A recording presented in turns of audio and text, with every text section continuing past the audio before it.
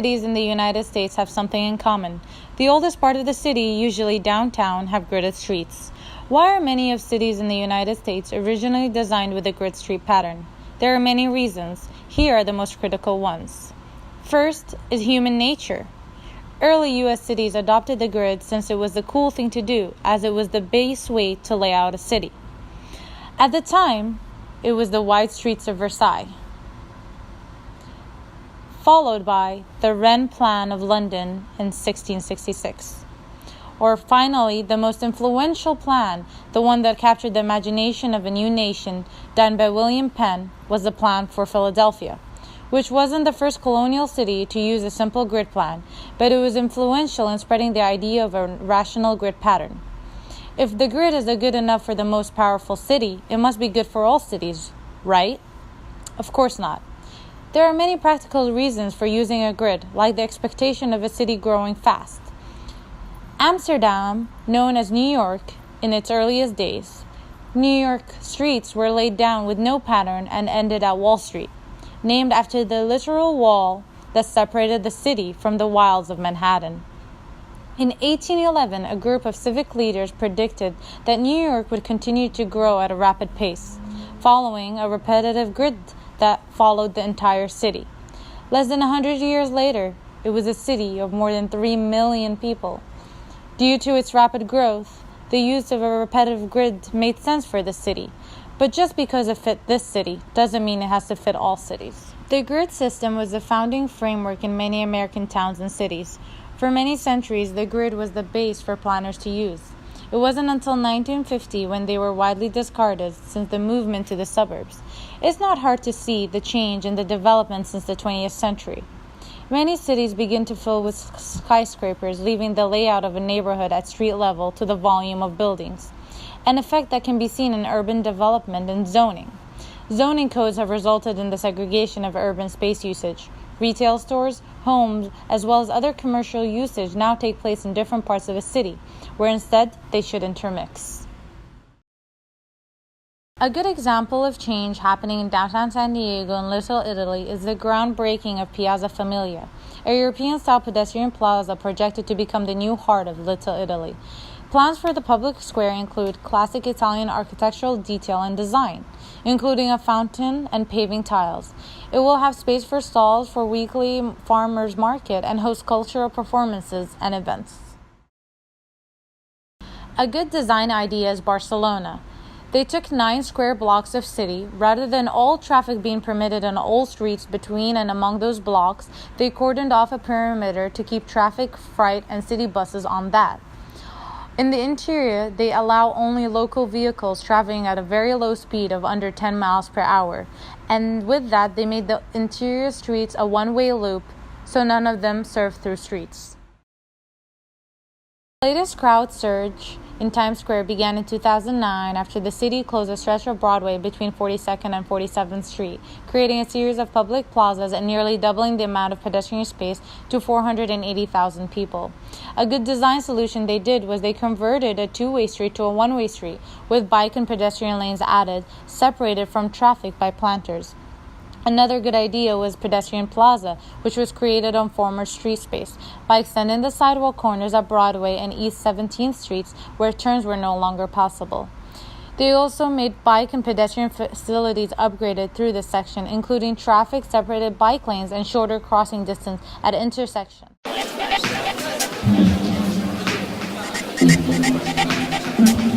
Rush hour on the 405 in Los Angeles, California. What you see is nothing out of the ordinary, a typical day here in Los Angeles. Los Angeles 405 North and South is listed at one of the top 10 congested roads in the country. Now take a moment to really think of what you're looking at.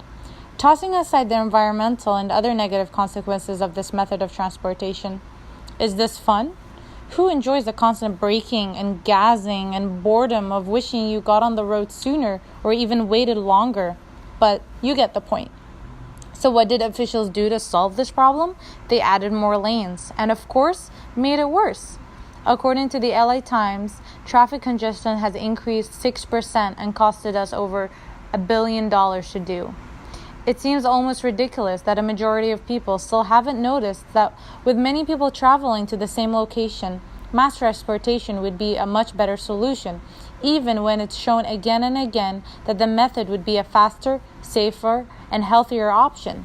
But people still use cars as their method of transportation, simply because there's no other means of transportation.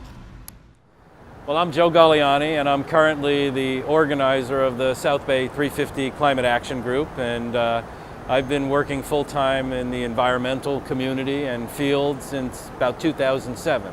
Well, I've lived in the Los Angeles area now since 1976, so I have seen the era of zero public transportation, and I've seen the evolution of a burgeoning public transportation here in Los Angeles. If you're a bus rider, you can get pretty much anywhere, but it might take you several more hours than it would take you to drive, or if you were to be able to take a subway or a light rail car. So Los Angeles has a long way to go, but for those of us that have been here long enough, it's come a long way. I'm here now at the Redondo Beach Green Line station, and I can take a train from here to the Blue Line station and transfer and take that train to anywhere I want to go in downtown Los Angeles. So I can take a train now to go to a Laker game from my house in Redondo Beach. Of course, it takes me 25 minutes to drive to the station and another hour to get to the game, but that's the growth pains of LA public transportation.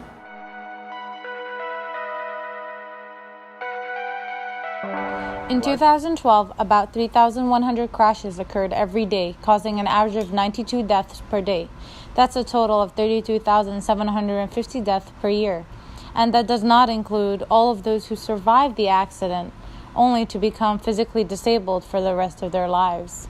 For those of us who are lucky to avoid accidents on the road, no one is safe from the inactivity and stress that occurs to our commute to school, work, friends, or even social events.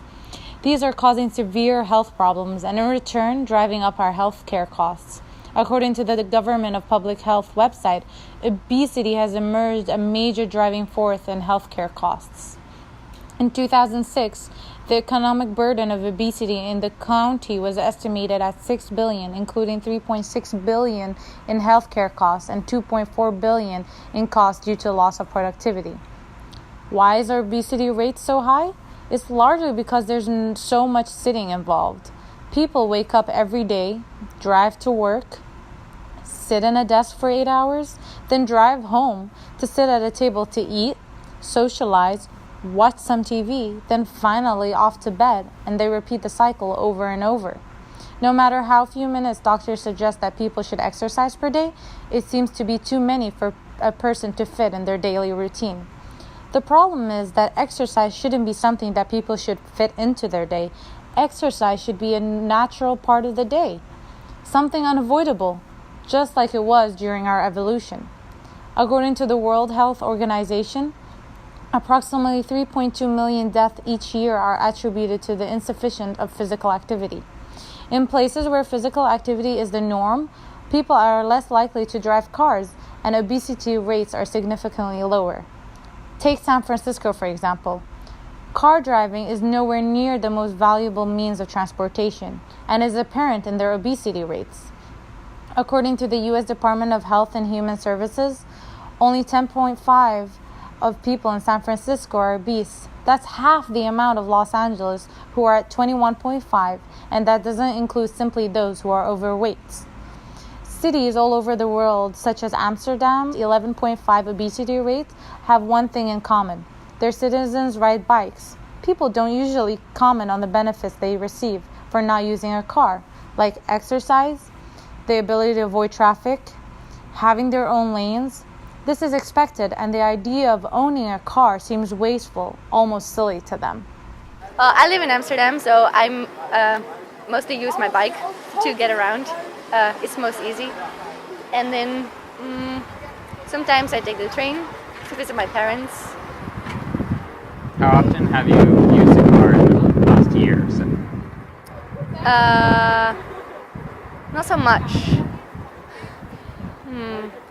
Maybe 20 times. How hard would it be to have a car here? Expensive.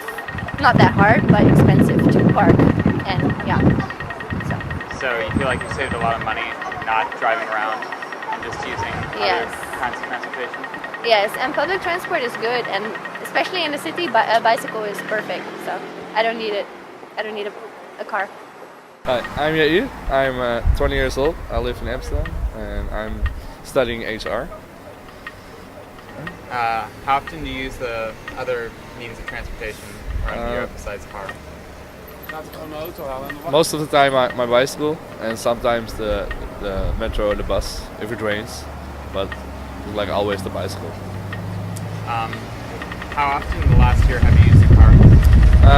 None. I don't have my driving license. Oh wow. How old are you? 20. It's normal here. Yeah. You don't need a car. So, yeah.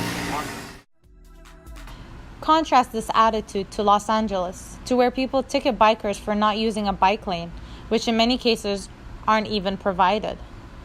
Why is it necessary to pull me over? Are you protecting the public by pulling me over for going the wrong way down a bicycle? The wrong way on the bike path, which is dangerous. Dangerous. Yeah, it's a joke, right? Right, Officer Gracie? It's dangerous. It's not a joke. Instead of creating more bike lanes, they create more car lanes, and this causes people to continue their mentality that it's better to be in a car. And people who are riding bikes are actually taking up spaces which cars should be using. There's a couple of other transportation alternatives that I think need to be part of the mix when you talk about public transportation, especially here in the South Bay of Los Angeles where I live, where the feeling is that we're kind of a built environment already, and that there isn't a tremendous amount of room for more infrastructure. So in places like this, what I really like to think about is the complete streets concept, which is now sweeping cities across the country, where we make the roads shared roads for more pedestrians and more bicycles. We live in about the most perfect climate there is in the country to bicycle, and if we had a really great bicycle system of interconnected routes where you could get to point A and point B on a protected bicycle route where you didn't think you were taking your life in your hands going on the roads here, that would go a long way. That's zero emission transportation, relatively low cost, and it would at the same time work on our nation's obesity and diabetes epidemic. So it's a win-win-win.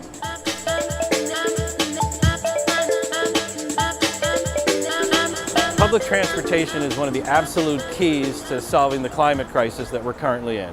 Where we stand today, we're at 400 parts per million of CO2 in terms of the atmosphere.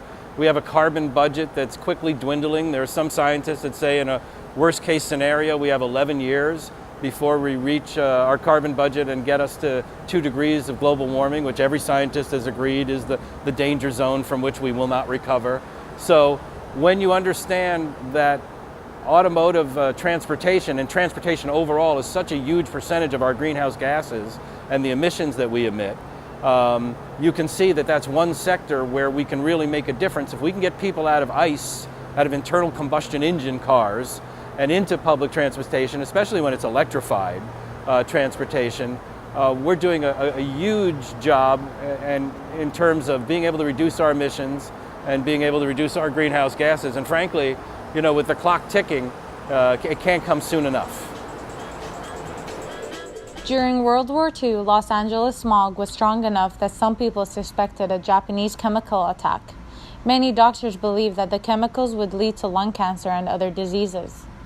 It wasn't until 1975 that the U.S. required new cars to have a catalytic converter, a device that converts toxic pollutants in exhaust gas into less harmful substances. Although car emissions aren't as harmful as they used to be, the process of extracting and producing oils is just as environmentally unfriendly.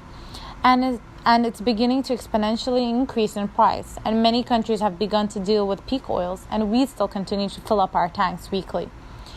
With a good public transportation system, these problems would slowly disappear and be non-existent. As we all know from San Francisco, electrical bus systems don't need oil to drive, and buses around LA don't need it either. Furthermore, all subway systems run entirely on electricity. With knowledge, cities should know not to spend money on freeway extensions and instead use it for a more desirable public transportation system. Well, of course, you know, when it comes to great models of best practices, you just have to look a little further north at the Bay Area. And whether it's BART throughout San Francisco and out on into Oakland, It's the what you might call the all of the above mix of public transportation. It's buses where that makes sense. It's light rail where that makes sense. It's heavier rail in other areas where that should prevail.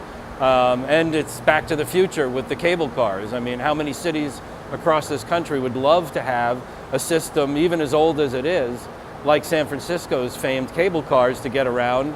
You know, I'd never think about renting a car when I fly to the Bay Area, and I'll go anywhere from Berkeley to Oakland to Tiburon to Sausalito, and I don't need any individual car. I can take a wide variety of public transportation, and you know, we're envious down here, to be honest with you. And it's that way in so many other major cities across the country. It's kind of embarrassing to live in Los Angeles and not be able to tell somebody that when they fly into LAX, they can get right on the train and go wherever they want to go, because they can't.